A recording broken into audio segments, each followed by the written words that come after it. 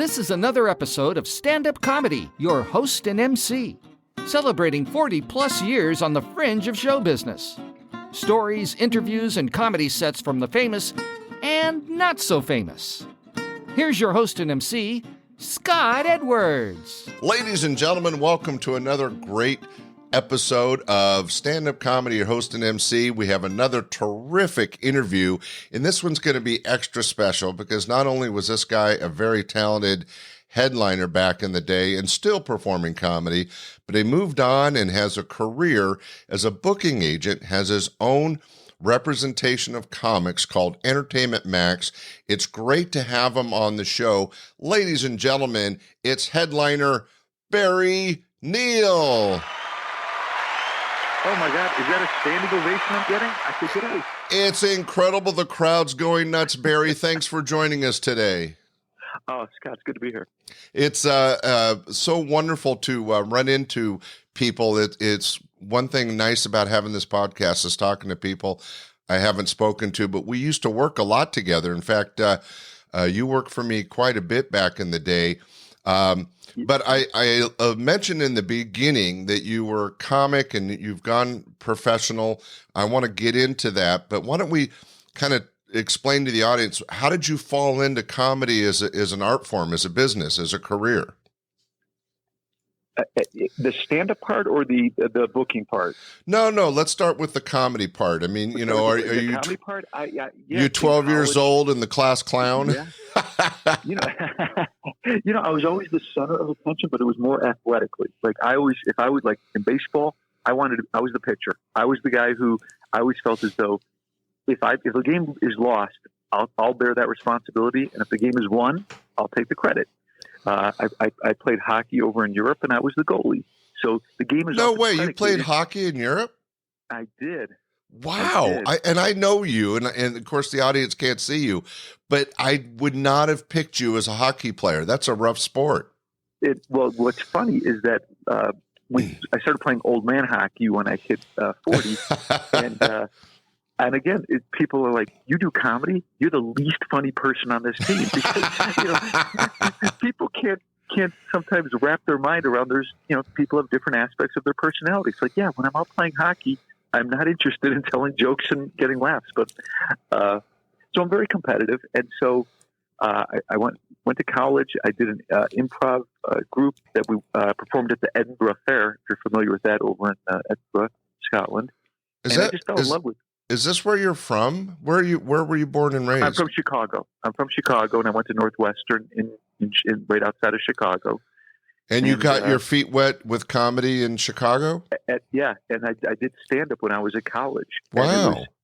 I was 18 years old and watching these comics, and I kept thinking, I can do this. Because you're 18, you're thinking I can do anything. Oh, sure. You think you can do anything. And you have that kind of type A, as you already mentioned, control personality. Yeah. So if you were going to get into something, you probably latched on. I don't suppose you remember any of your early material. Do you remember your first joke?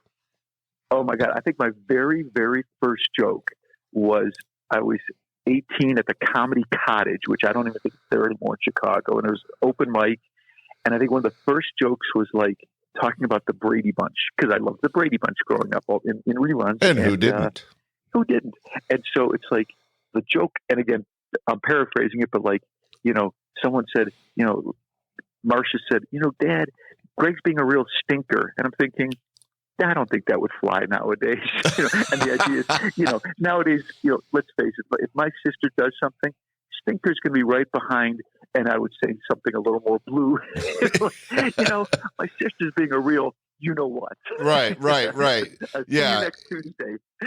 No, and I could see the premise of the joke that as generations change, and especially when you're talking about 60s and 70s TV, stinker was probably right on the edge of what you couldn't do. You could never go, oh, my sister's an a-hole, right? Right, exactly. And so doing that on stage, well, that would be a good initial premise because it's something everybody in the audience could relate to. And back in What year was this? In the early 80s, late 70s? This was late 80s. Oh, late 80s. Yeah, late 80s. You're a lot younger than 80s. me. Well, I didn't want to say anything because I probably look much older. So, but the point is, everybody remembered the Brady Bunch and the idea that times have changed. In fact, I know that you're working with comics today, and I want to talk about this later on, about how there's kind of this counterculture and woke society that's really made it difficult to talk about anything because everybody gets offended.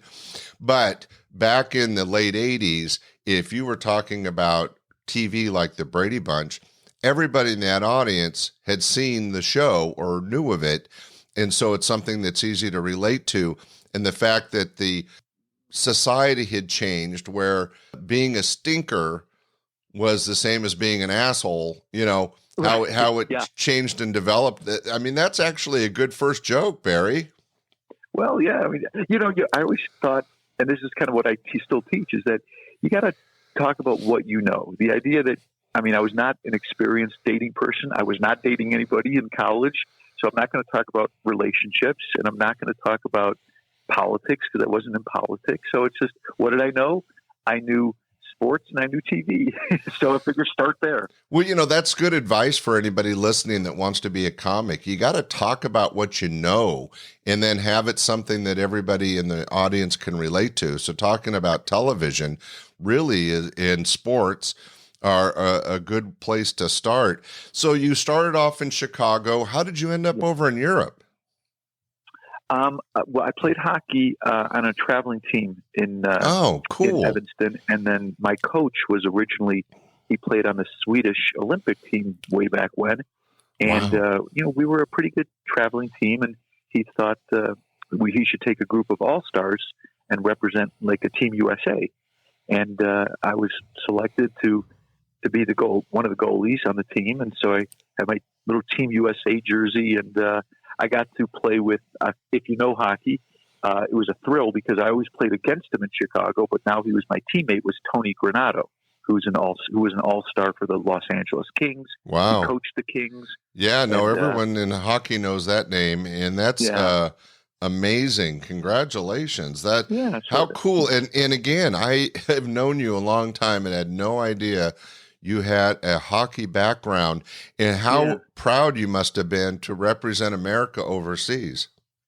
You know what? It was kind of cool because it was a time where, right around that the Miracle on Ice. And so to be over there and have the European crowd chanting USA, it was just, it was cool. It was one of the highlights of my life, along with, having kids and being married, but definitely going over there and representing the country was pretty cool. Okay, now I'm not really a hockey guy, but inside that outfit that you wear as a goalie, could you hear anything? Yeah. Because remember, it's like you got a lot of equipment, but the mask itself is actually, it's just you just have a mask. I just got to tell you, you have to have a really good bravery line in your makeup, because when those pucks are coming at you at 100 miles an hour, it's like a bullet. And I think being a goalie's got to be one of the scariest jobs. Hockey in its own right is a fairly rough game, but the goalie definitely gets the bulk of the punishment by the puck. The truth is, I couldn't skate when I started, so that was the only position I could play. I couldn't skate. So that's where they put the hockey players that can't skate on ice. Oh, okay, you're in hockey. You're a goalie. Go suit up in the net, and that's how I actually got started. Because nobody wanted to play goal. It's not the glamorous position, and I couldn't skate, so they put me in net, and I Yeah, but still, you turned it into something, and we've already talked about your personality type and your dedication to something, to stay with it, even with those challenges, and then end up representing America overseas as a goalie. I'm impressed. So I think that's pretty exciting. Now, the other thing is you have all this experience in a sport, but outside of the Northeast, it's not like you could go to LA and do hockey jokes, right? Yeah, I think it's very niche hockey. So yeah, I never did a lot of hockey jokes, just because that was part of my personality that, I don't know if it really translated into, hey, here's something funny about hockey. It's just something that I love to do. Right. By the time I was in my 20s, I had already retired and stopped playing. So, it's funny though. You say put your mind to it. And this is what I tell my kids, and I know you have kids. And what I tell my students now is nobody cares how smart you are or how talented you are. Like my kids are in high school, and one of them is valedictorian, and I'm proud of them. But I said, you know what? When you're 25, nobody gives a crap what you got in chemistry. So the idea is you have to outwork the people next to you. So I say that in comedy. It's like you and I both know people who have been so talented, but they didn't take comedy seriously, and they're out of the business. Right. So if you don't take this seriously and you don't outwork every other comic, like during a time where you're off for the week, why aren't you writing? You don't sit around and, I'm going to get high and go see movies. I mean, that's fine if you want to go see a movie and get high. But every day you should ask yourself, what did I do to improve myself as a comedian? And that's the same thing with the greatest athletes. I'm a huge Michael Jordan fan. That's terrific. He works harder than everybody. Right. And that's terrific advice no matter what you're going to do. But I think it's poignant to point out in a comedy podcast that for those interested in it as an art form, which is what I celebrate, is that, and we talked a little bit briefly before the interview about this, it's a job. If you're going to make it, just like if you want to be an accountant or a lawyer or a doctor, you got to work at it if you want to succeed.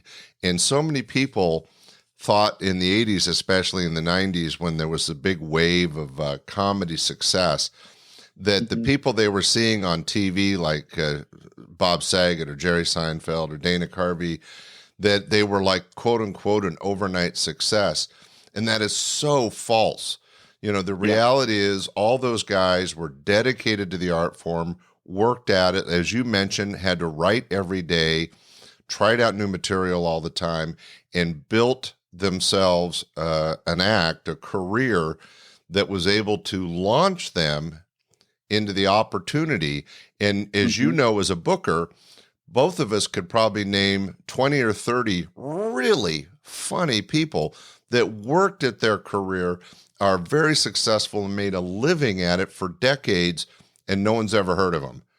Oh, gosh, some of the funniest people in the country, and they just didn't get that lucky break that, let's say Carvey getting the call from Lorne Michael, got that backwards, and getting Saturday Night Live. I mean, at that time when he got that call, which is about 1986, I could have named 20 other acts that were as funny as Dana, and Dana was one that got the call. And I'm really proud of Dana, and he rocked and he earned it. But that doesn't mean that the other 19 weren't funny as hell and working at their craft. So it is really, the luck of the draw in some cases. But you're getting back to your point. You have to work at it, and not just on Saturday nights. You got to work at it every day. Yeah.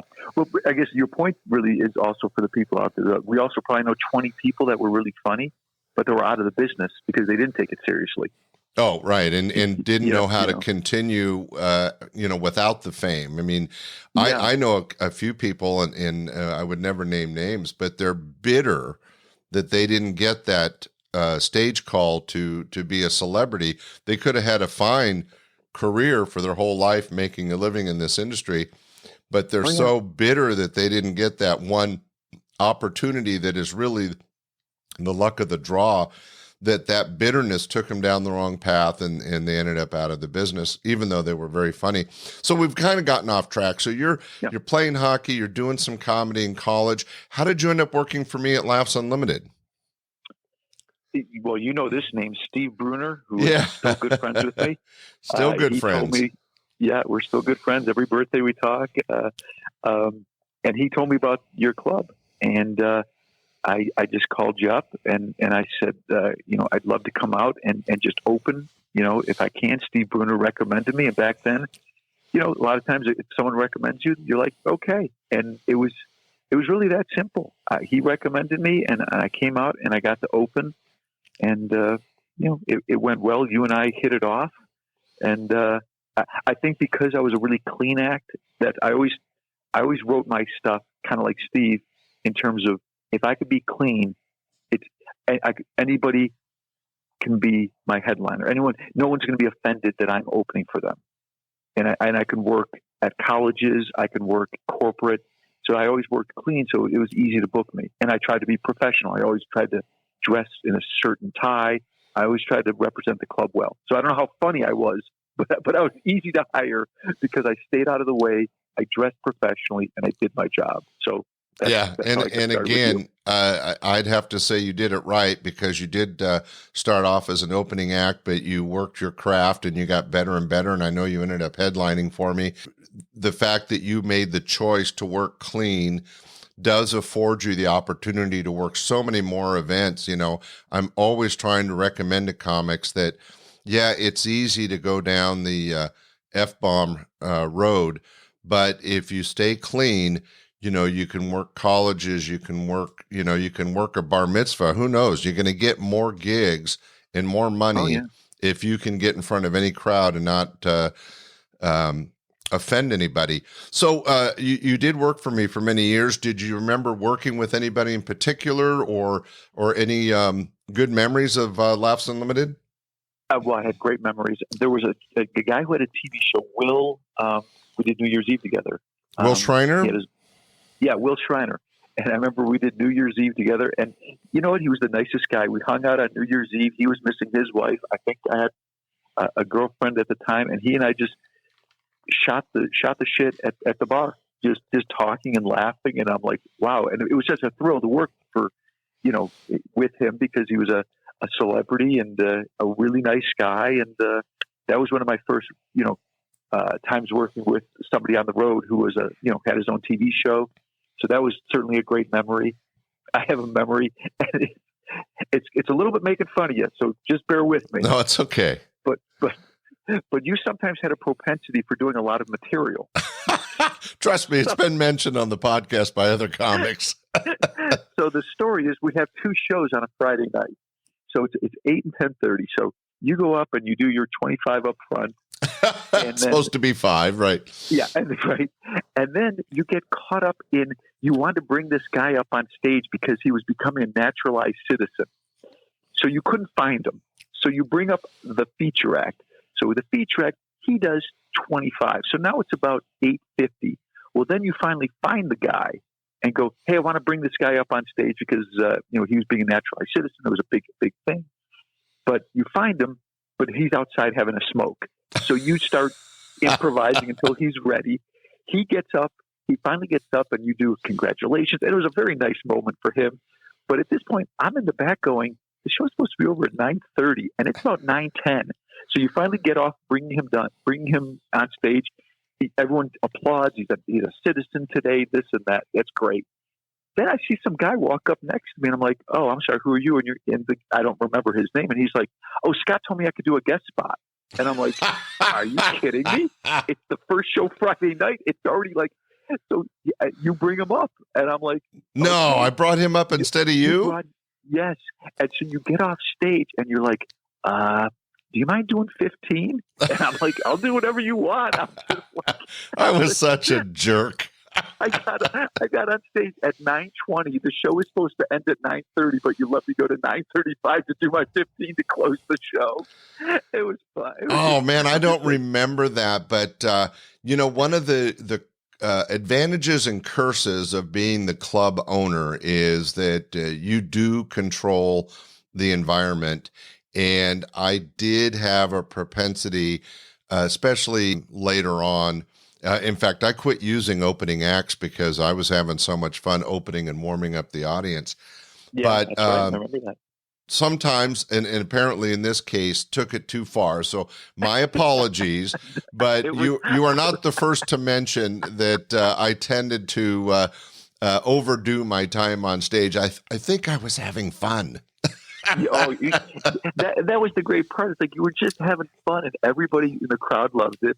And it's just like, so that's where, again, I tell comics, shows, they're not about us. They're about the people having fun, and they're also about running a business. Because I tell people, it's like, especially we book a lot of casinos, so I'm like, the casino show has to end at 8:15. That doesn't mean 8:20 or 8:25 because they're losing a lot of money by you going on stage. And you'll hear a comic show, I was killing it. They don't care. Right. It has to be over because the waitresses have to clear the room and get people out so people can gamble. And it's like, so, to me, it's like back then I was like, I can't believe this is happening to me. I'm the headliner. But looking back, it's like, whatever. Everyone had fun. Nobody cared. It wasn't like I was Barry. It wasn't like I was Jerry Seinfeld and they came just to see me. I was just a guy. Then I had a fun 15 minutes. That was it. And things would come up. I mean, I don't remember that particular case, and again, it was probably not fair to you, but the audience was going along with it. But we had a couple times that Robin Williams dropped in, or somebody else might have dropped by the show, and the acts just had to understand that you always want to do what's best for the audience. And yes. What are they going to get the most out of? It wasn't like, hey, Robin, thanks for stopping by, but I can't put you up because so-and-so's on stage. If Robin dropped in, I would literally walk on stage while the guy's doing a set and say, hey, that was great. Let's hear it for him. Hey, we have a special treat. Here's Robin Williams. Because trust me, nobody in the audience was going to complain. Right. Wait a minute. Did John Smith just get interrupted for Robin Williams? Yeah. Crazy. Well, you had a lot of success as a stand-up comic, and you were a regular in my clubs for many years. And I'm assuming of somebody of your comedy stature and being clean, you worked all over the country, right? Yeah, I was able to do a lot of TV, which I always wanted to do. Because you were on Comedy Central, MTV, a few things. Yeah, MTV. I did the Tonight Show. I did VH1. So got to do a couple evening at the Improvs. But more importantly, I guess I was able to do a lot of military. I did some military tours. Oh, you did the tours as well, not just bases locally? No, I went over to Japan a couple of times, and that was a lot of fun. I'm always envious of the comics that got a chance to go kind of Bob Hope-ish and entertain the troops, because I would, like representing our country as a hockey player, going over as a comic and entertaining our troops would be such a moment of pride. And I've talked to a few comics that had a chance to do that. That must have felt amazing as well. It does. And what's so funny is they are so appreciative. They're like, thanks for coming over. And I'm like, no.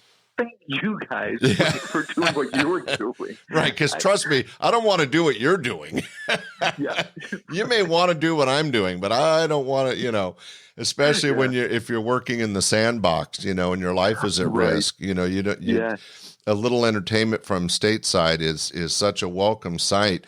Well, what a great opportunity to mold yourself as a comic entertainer, getting all those experiences. And I think that because you had some success as a sports performer in hockey, how to travel and working in different regions of the country and even overseas, I'm sure helped develop you as the type of professional that allowed you some comfort level while you're doing this. Because I know a lot of guys struggle on the road or struggle with long booking trips, and your life kind of led you into that. Yeah, there was a lot of, not great moments, traveling, but it's just, and maybe because I'm a guy too, I'm not, I think it would be harder.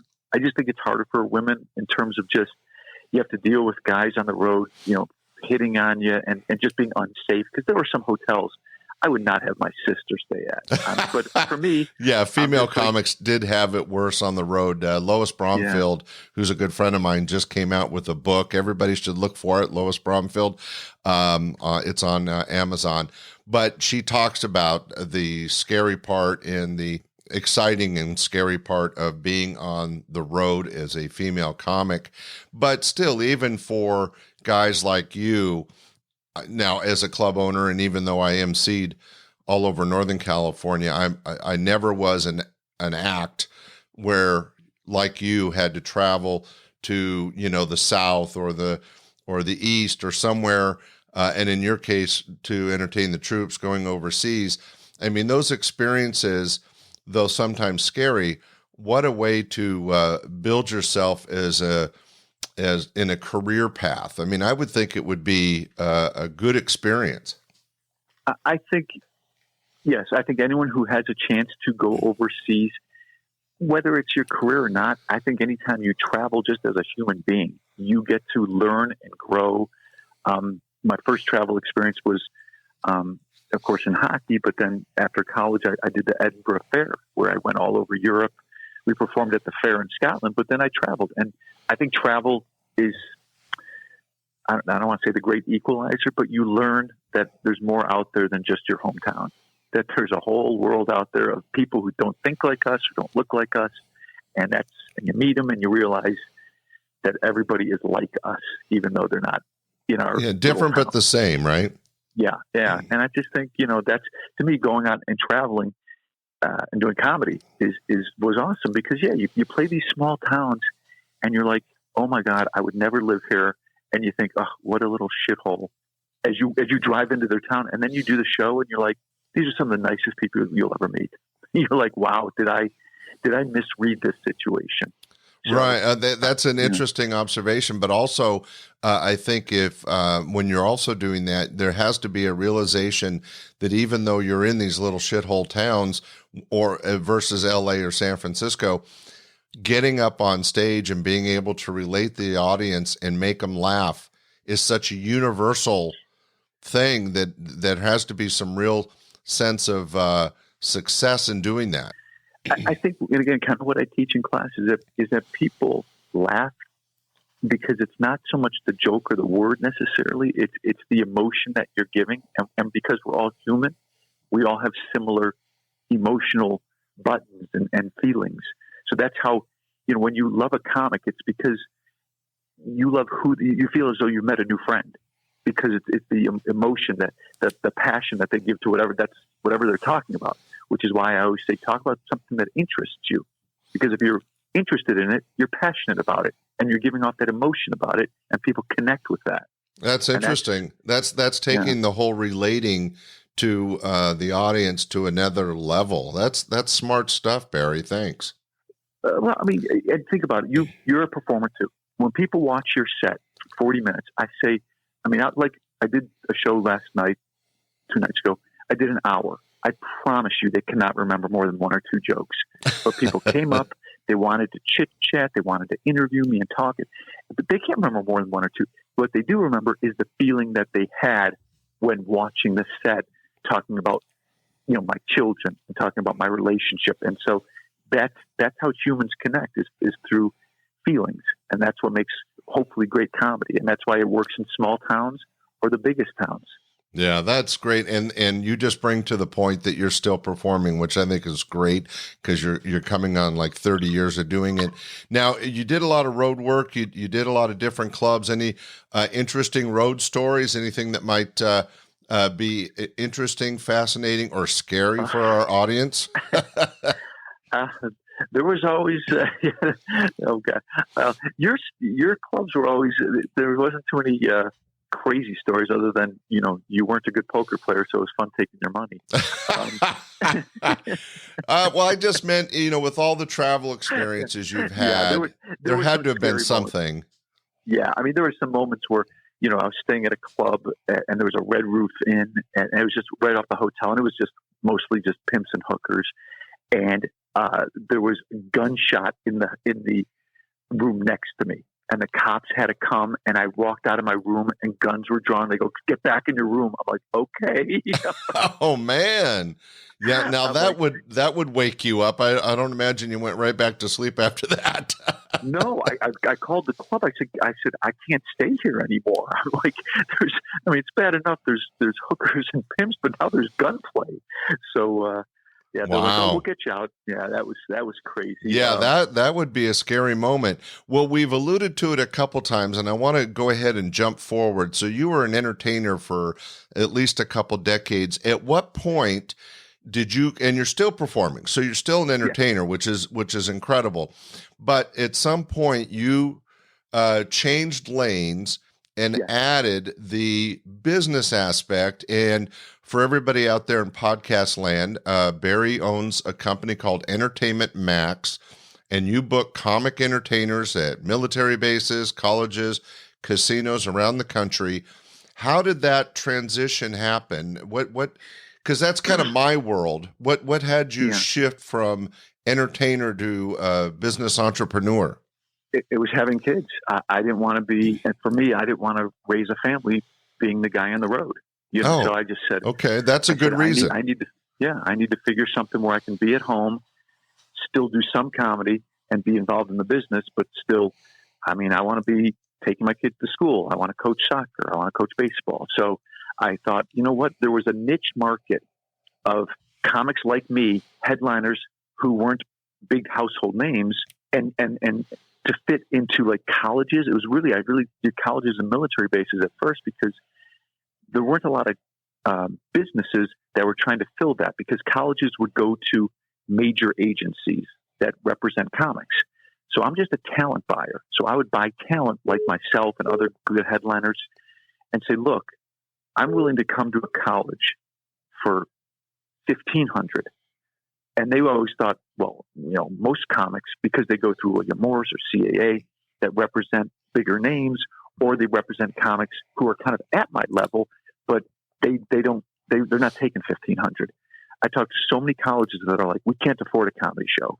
And I'm like, well, how much do you have? And they're like, we got 4,000. And I'm like, I'm telling you right now, I could get you 4 comics that would drive to your, and do it. And they're like, really? And that's how I got started.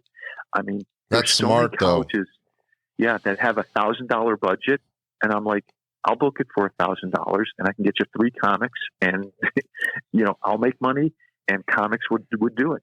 Well, sure. And because you understood both sides of the industry and you weren't trying to pay for some 10-story building in downtown LA, like a lot of these large William Morris and some of these other large agencies, you were able to provide a service at a lower, more reasonable cost. I think that was genius, Barry.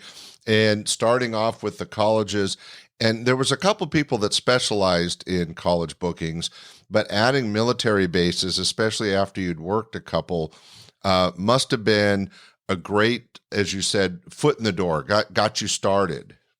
Yeah. And what year was that, Barry? 2000 and my son was born in 2003. So I think 2005 is when I really went all in on, about 2004, and then 2005 is when I really started expanding the business and bringing people in to be salespeople. So 2004, 2005. Wow. And what's interesting now, and I don't know if the audience is as interested as I am, but comedy had already started changing. One of the reasons, and I've mentioned this a couple times, I sold my club in 2001, is that I could see the writing on the wall. The heyday of stand-up comedy and guys getting on the Tonight Show or getting their own sitcoms was kind of passing. The comics seemed to be, excuse the terminology, not working as hard and going a different path material-wise than I was used to and that I appreciated. And keep in mind, I worked with the best, Gary Shandling, Larry Miller, Mark Schiff, and Will Schreiner. By the way, you mentioned Will. I just interviewed him. His interview just aired. These guys were total professional, clean, funny, and it was all about entertaining the audience. And by 2001, we could see that there was this shift where the stage was, people were going on stage as therapy. I want to go on and talk about me. The audience is there for me as opposed to my theory, which is you're there for the audience. I agree. I think there was also the shift for, at least for me too.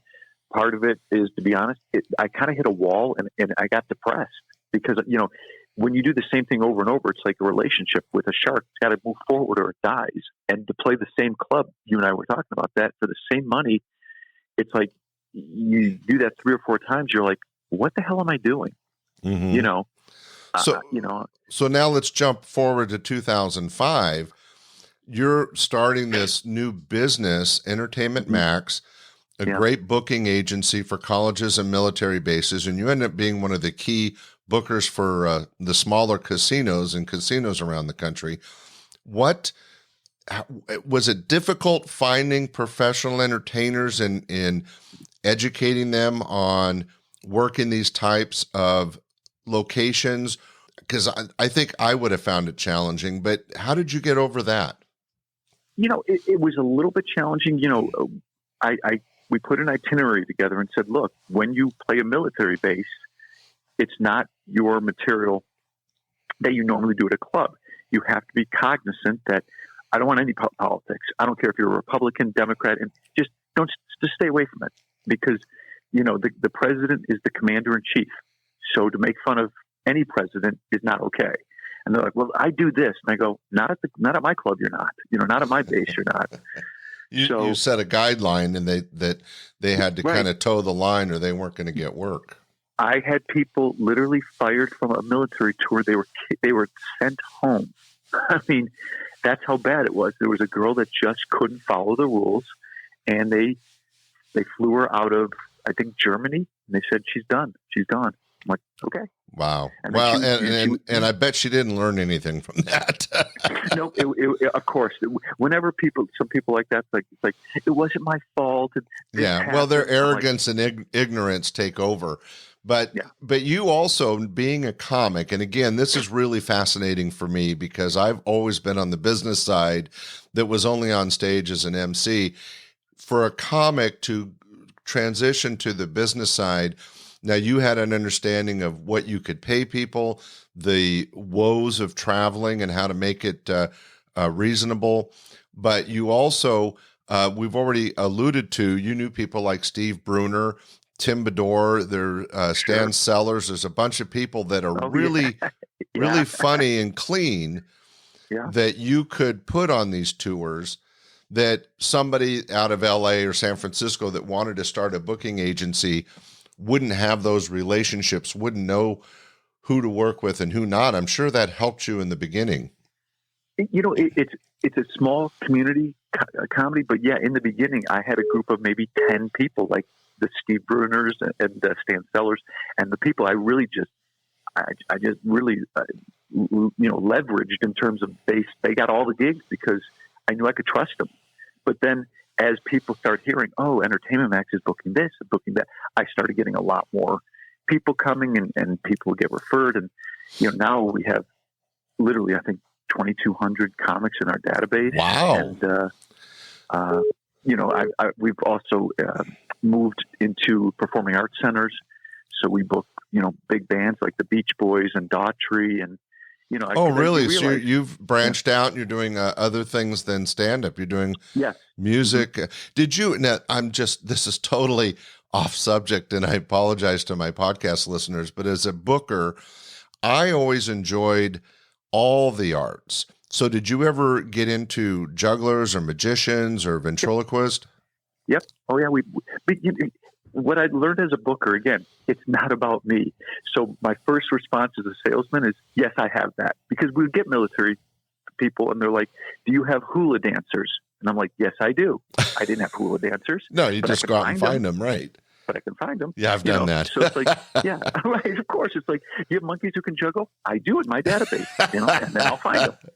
So that's how I kind of got into music and ventriloquists, and because the military or a college, they'd go, do you have a ventriloquist? I'm like, oh, yeah, I'll get you some names. And then I'd find them. Oh, that is so cool. I am one of the reasons I was so excited about interviewing you is that I knew you as a comic, but I was unaware of Entertainment Max, and I did some research, and I'm just so envious because one of the joys, you know, as an entertainer, your joy is getting up in front of the audience and making a room full of people laugh. For me, as a booking agent and as a club owner, and this is going to sound really ridiculous to my audience, but I really enjoyed the thrill of the contract, booking a show, building a show, putting the right acts together. For me, every time I did that, it was like starting a business, and that'll make some of my regular listeners laugh because I'm a serial entrepreneur. I've started over 12 companies, and I don't like really running the companies. But I like starting them, the challenge and the organization that it takes to put together a company. Well, when you're booking a show, you're doing that same effort, but it's all for just one night. But you got to be thinking about all the contingencies that people don't think about: lighting, sound, staging, the audience, who's going to fit, who's going to work together, the budget, and all those things. It sounds crazy, but those are what excite me as a business professional. And so when I hear what you're doing, even though I took a stab at it in the early 90s and was too busy to really follow through, I'm very envious and satisfied with your success as a booking company because I love that part of it. I do too. I mean, it's funny. I like the contract part, the negotiation, because I always say, it's adversarial by nature, but does not need to be acrimonious. And I'm like, so, we'll deal with these agents, and I get it. They have a fiduciary responsibility to, like, we're dealing with someone who's pretty big that, right now, and they're like, they want, $60,000. And I'm like, we don't have $60,000. And I know you're open that day, so why don't we do this? And then, like, we'll negotiate, like, look, we'll guarantee 40, and then we'll do ticket prices. So if they're as good as you say they are, and they'll sell the place out, we'll do a back end deal. So that way my venue isn't on the hook for 60, they're on the hook for 40. And if all goes according to plan, everybody wins. Exactly. Your client gets 60, and we make a little bit of money too. Yeah, I went through that. Exciting. Yeah, when I was booking people like Jay Leno and Tommy Chong, and I got Graham Chapman from Monty Python and Soupy Sales, some of these guys that were names already, Will Schreiner. When you're booking somebody that's already a celebrity and you're not actually able to negotiate with the entertainer themselves, because the entertainers would rather work than sit in a hotel room or sit at home. So you have an edge that you can negotiate with them. But when you get to the bigger names, you're talking to their agent or their manager. It's a different situation because the more money they can get, because they're on a commission basis, the more money they're going to make. And they don't have that sense of urgency that the entertainer does to get out and work. One, because they want the money, but even more so, and you can argue with me on this, but I think once you're an entertainer, there's a certain joy to just being on stage. A great analogy would be Robin Williams, the couple times he worked for me, he wasn't actually working for me. He had done a concert somewhere in the area and then came over just to get on stage because he loved the stage. He loved entertaining the audience. And here's a guy I would never be able to afford, and he worked my room twice for free. Yeah. I mean, the entertainers want to entertain. When you're dealing with a booking agent or a manager or an agency, it can, like you said, it's the art of negotiation. And what a lot of people listening may know or may not know, you and I as booking agents, we're really the go-between. We're between the location that wants entertainment and the entertainment. And so we're trying to please both sides. I think there's some excitement and fun and satisfaction to doing that well. And I do it as a comedy booker of certain events or my rooms back in the day. You're doing it as a career booking agency, and for over 10 years, representing dozens of facilities and events, and apparently thousands of entertainers. I mean, very envious, very exciting, and a lot of work. Yeah. The most work I think that we put in is we started a comedy festival. It was in Laughlin, and now it's in the Antelope Valley because I have a venue, which is, I think, one of the nicest in the country I've ever played, is the Performing Arts Center here in Antelope Valley. And, we've had Jay Leno, Gabriel Iglesias. Matter of fact, we had Dana Carvey, Larry the Cable Guy. They've all been part of this festival that we've put on. But what I love about the festival is we have a $10,000 comedy competition. So it's kind of grown into pretty much the biggest one in the country because of the level of talent with that much money at stake. Wow, that's a good prize. And so we've had some amazing winners. And then what I love is because it's close enough to LA is that we get, we actually have industry come out to be panel and judge.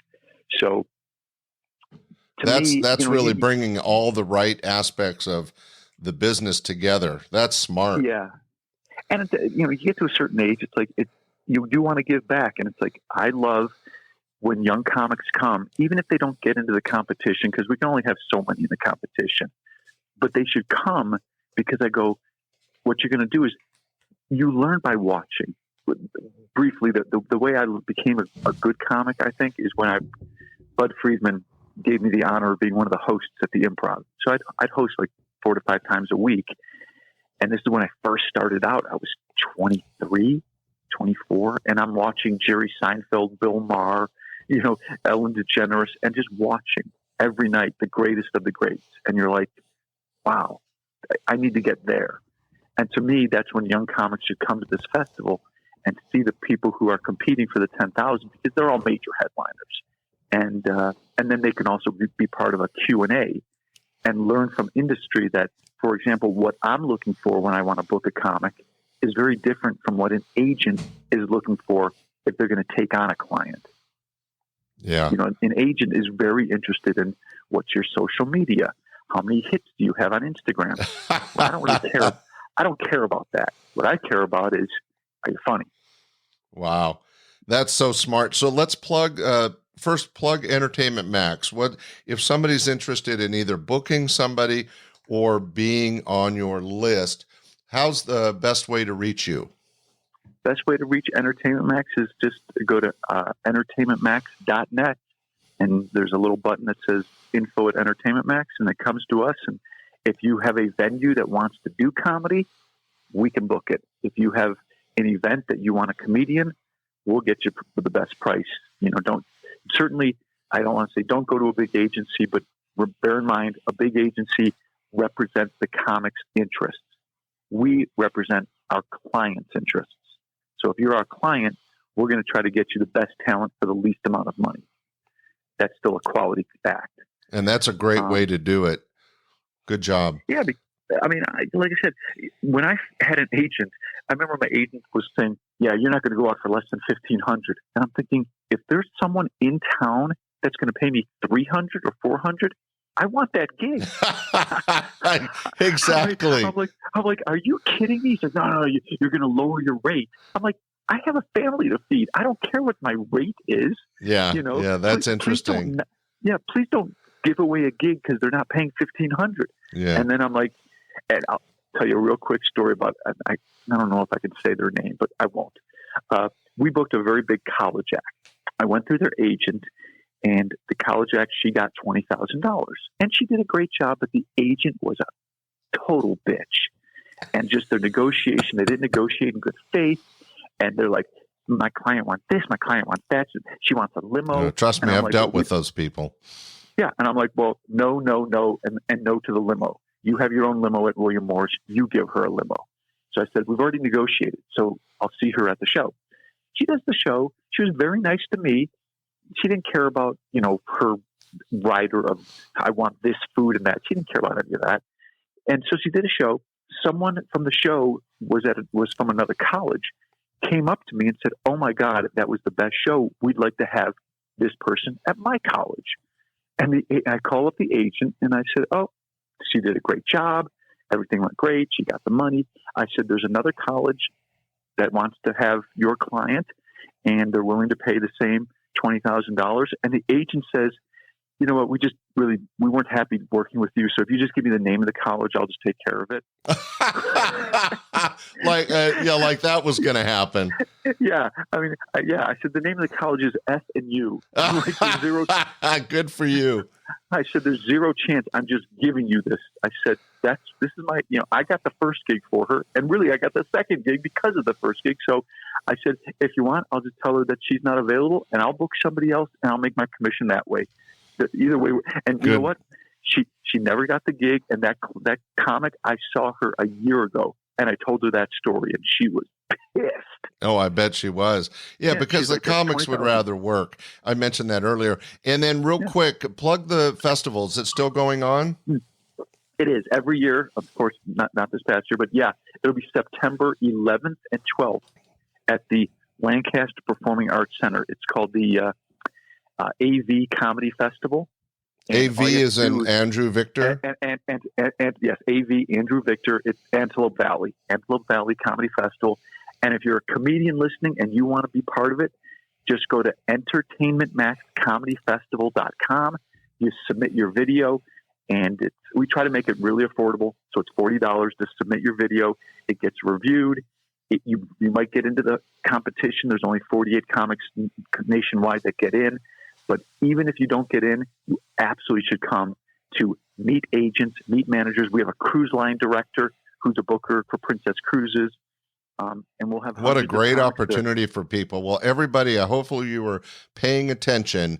We're running out of time here, but I want to make sure that audience members and also comics or even comic wannabes, Barry's giving great advice. You want to participate, and if you can't participate, you want to be in the audience and experience great opportunities like this, the Antelope Valley Comedy Festival.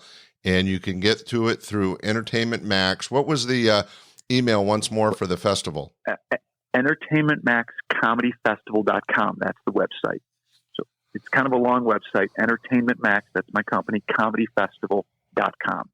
Hey, well, that's a great opportunity to share with people. Barry, this has been a really fun interview, not only catching up and hearing about your career as a stand-up comic, but sharing information about the business side and what you've been able to succeed with as a booking agent and Entertainment Max and all of its success booking military bases, colleges, and casinos. And you're actually sharing your experience as a club booker and as a professional comic to young people in the form of a comedy school or consulting. These are all things that are giving back to the art form that both of us really love and enjoy doing. So thank you for that. It's been my life. I know it's been your life. And for your listeners out there, it's the Mutual Admiration Society. Scott was one of the best owners. A lot of people treated comics in the 80s like a meat market. You'd be there for a week and the next ones would come in, and there were clubs that would always tell me, come in, you're not allowed to talk to anybody. And, it was always like family going to laughs. And I just really always appreciated it. It really was a great week of fun. Oh, well, thanks for saying that. Hey, ladies and gentlemen, this has been just a great wealth of information and fun talking to Barry Neal, successful headliner and owner of Entertainment Max. We're going to have a little bit of his comedy coming up right now, so sit back and enjoy that. Barry, thanks for doing the interview, and if it's okay with you, we're going to air a little bit of your material. Sure, no problem. All right, ladies and gentlemen, here's a little bit of comedy from Barry Neal. It's weird now that I have a child, I realize my life is a circle. It's a circle of life. And if you don't believe me, watch The Lion King. Because you realize you start life at one point, you live your whole life, and you really end up at the same place. And you think about it, it's the names that we get throughout our life. For example, my son, he's an infant in a crib. Why does he even need a name? He's an infant in a crib. You just go up and you go, he goes, he doesn't need a name. Finally, you figure out your name like 8 months, maybe a year, you figure out your name. If someone says my name, Barry, I go, yeah, Barry. I'm 1 year old, I figured that out, that's me. Then as guys, we get called different names throughout that circle of life. Some are better than others. Best name you'll ever get is a guy, a lot of you have here tonight. Cherish this one. Best name, toughest name you'll ever get. It's called boyfriend. Yeah, you're tough and you're cool. You're in high school, college. You're a boyfriend. You don't use your name. Why? Because you're a boyfriend. Anybody talks to you, you go, who's that? That's Sandra. Who am I? I'm Sandra's boyfriend. Just step off. Because you're a boyfriend and you're tough. But guess what? Life marches on and you can't stay a boyfriend forever. No. Eventually you become engaged and guess what? You're a fiancé. Ooh. You think you're so cool because you're talking French. But life marches on, the circle continues. You don't stay a fiancé forever. You get married, guys. You get a new name. Husband. That's a weird one. I've been married 12 years. I'm still not used to it. We'll be at a party and Sandra will introduce me. She'll go, "This is my husband." I'll go, "Where?" "Well, me, that's right. I'm your husband. Hey, you're my wife. We're adults." And then last year we had our child and I'm no longer husband. I got a new name. Don't even say that. That's right. I'm Dad. That's my new name. I'm Dad. And guys, the first time you hear it, it freaks you out. I remember my brother called and they're like, "Hey, how's Dad?" And I'm like, "Oh my God, is he okay? Did you call Mom? Why are you calling me? It's his heart, damn it, help him!" "Oh, that's right, I'm Dad, I'm fine." But you know what? Life is going to march on. I realize this. I'm not going to stay dad forever. 25 or 30 years from now, my son will have a child and I'm going to get a whole new name. Don't even say it. I'm going to be Grandpa. That'll be my name in 25 or 30 years. I'll walk into a room, some kid will go, "Hey, Grandpa." I'll go, "Hey, Grandpa's here." "Grandpa here." And then my life will just go full circle. Because 25 or 30 years after that, I won't even need a name. People just go, "That's my life!" Folks, you guys can tune in. Thank you very much. Good night. Well, that was a little comedy set by Barry Neal, and I hope you enjoyed his interview as much as I did and his comedy set. Hey, thanks for listening to the show. We'll be back next week with another great episode. Bye! We hope you enjoyed this episode of Stand-Up Comedy, your host and MC. For information on the show, merchandise, and our sponsors, or to send comments to Scott, visit our website at www.standupyourhostandmc.com. Look for more episodes soon and enjoy the world of stand-up comedy. Visit a comedy showroom near you.